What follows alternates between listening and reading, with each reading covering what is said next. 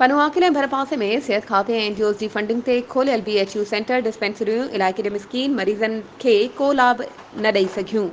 इन्हनि सेंटरनि तां दवाऊं अमलो ग़ाइब शहरनि जो एहतिजाज। मिलियल रिपोर्टुनि मूजिबि कालके अस्पताल पनुआकिल में सिहत जी सहूलियतुनि जी खोट बाबति सिंध हुकूमत ऐं एनजीओज़ जे सहकार सां पनुआकिल ऐं भरपासे में क़ाइम केतिराई सिहत मर्कज़ BHU सेंटर डिस्पेंसरियूं जेके हुसैन कलवर सांगी बाग पे दफ़र जतोई रज़ागोड़ ज़ंगेजा दादलो जुड़ास मुबारकपुर नर्छ सूमरा ऐं ॿिया सेंटर ऐं उतां जा मुलाज़िम डॉक्टर करोड़नि जी बजट त वठनि पिया, पघारूं बि खणनि पिया, पर अक्सर इन्हनि सिहत मर्कज़नि तां डॉक्टर अमलो वीज़ा ते वियल आहे।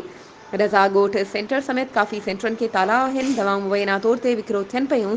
सिंध हुकूमत ऐं PPHI जी बजट जे सहकार सां आहे। सिहत मर्कज़ मरीज़नि लाइ बेलाभ हुजण करे माण्हुनि ख़ासि तौर ते ॿारनि औरतुनि में मलेरिया समेत वबाई बीमारियुनि कर खंयो आहे।